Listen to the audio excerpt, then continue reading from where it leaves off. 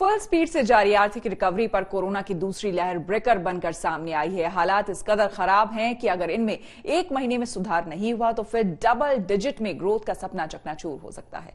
इससे रोजगार का भारी संकट खड़ा हो सकता है और इसकी भी आशंका गहरी है।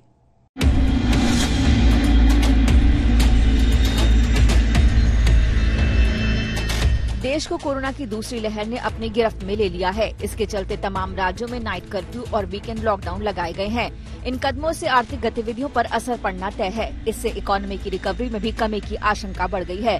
नीति आयोग के वाइस चेयरमैन राजीव कुमार ने माना कि मौजूदा हालात काफी मुश्किल हैं। उन्होंने आशंका जताई कि इससे कंज्यूमर और इन्वेस्टर दोनों के सेंटीमेंट बिगड़ेंगे और देश को इसके लिए तैयार रहने की जरूरत है। हालांकि उन्होंने उम्मीद जताई कि सरकार इससे निपटने के लिए जरूरी वित्तीय उपाय करेगी और देश की आर्थिक विकास दर 11% की रफ्तार हासिल करने में कामयाब रहेगी। ग्राहकों की खरीदारी में आई कमी के आंकड़ों का अंदाजा shopping centre association of India यानी SCAI के आंकड़ों से लगाया जा सकता है। SCAI के मुताबिक मार्च के मध्य में प्री कोविड होने वाला 15,000 करोड़ रुपए का कारोबार का आंकड़ा हासिल हो गया था, लेकिन दूसरी लहर को थामने के लिए लगाए गए प्रतिबंधों से उद्योग का कारोबार करीब 50% तक गिर गया है। एसोसिएशन के मुताबिक कुछ राज्यों में कोरोना आर्थिक रिकवरी और संगठित खुदरा क्षेत्र में रोजगार का असर होगा। SCAI के मुताबिक देश भर में मॉल्स का कारोबार करीब 90% पर और लोगों की आवाजाही 75% पर पहुंच गई थी, लेकिन स्थानीय स्तर पर लगे प्रतिबंधों के बाद अब इसमें गिरावट आ गई है।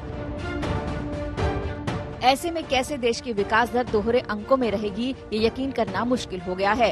हालांकि वैक्सीन पर नीति आयोग लगातार भरोसा जता रहा है और इसके मेंबर VK पॉल कह चुके हैं कि अब विदेशी वैक्सीन की मंजूरी की प्रक्रिया को तेज किया जाएगा। इम्यूनो ब्रिजिंग ट्रायल है वो चलता रहेगा, वो अपनी जगह, तो सेफ्टी की वॉच होगी वो अपनी जगह, लेकिन वैक्सीन का इस्तेमाल और स्केल अप देश में हो सकेगा। ट्रायल को हटाने से जो एक रेगुलेटरी लंबा प्रोसेस था उसको हटाने से इसमें तेज गति आएगी। जो वैक्सीन बाहर ऐसे बन चुके हैं, रेगुलेटर्स ने अप्रूव किए हुए हैं, वो अब इन अ वे इमीडिएटली हमारे देश में उपलब्ध हो सकती है। वैक्सीन के सबको लगने तक अर्थव्यवस्था को काफी नुकसान हो सकता है। ऐसे में ये 11% यानी डबल डिजिट ग्रोथ को हासिल करना थोड़ा चुनौतीपूर्ण हो गया है। कहा जा रहा है कि अगर कोविड से बने हालात एक महीने में काबू कर लिए जाते हैं तो ही डबल डिजिट ग्रोथ की उम्मीद बढ़ेगी। फिलहाल तो अलग अलग रेटिंग एजेंसियों ने 2021-22 में GDP ग्रोथ के अनुमान में 0.2 से 1% तक कम रहने के आसार जताए हैं।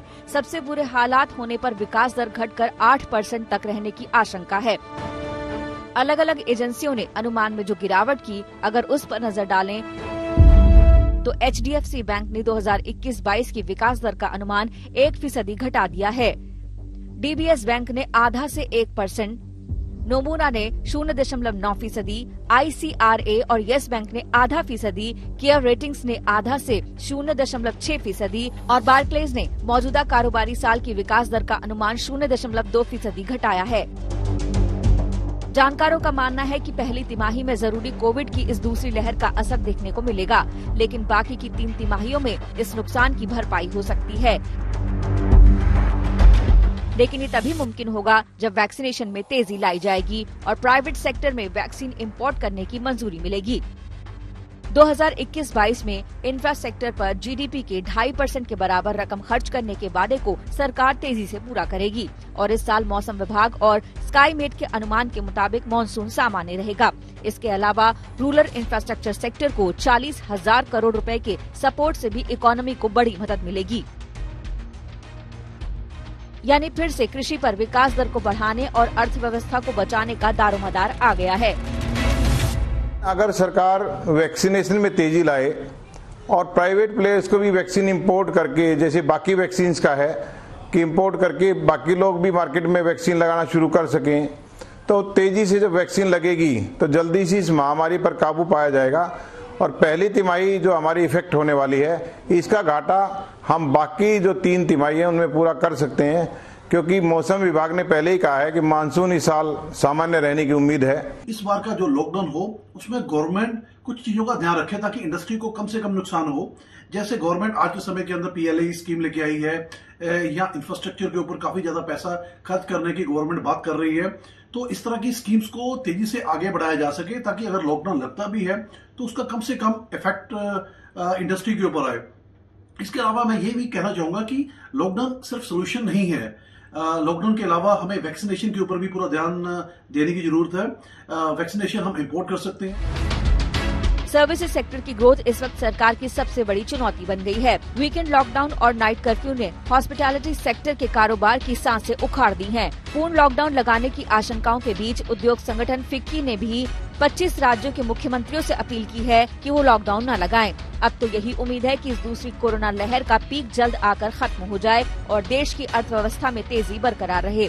आज तक ब्यूरो। बिजनेस आज तक में मेरे साथ फिलहाल इतना ही। देश दुनिया की तमाम खबरों के लिए देखते रहिए आज तक।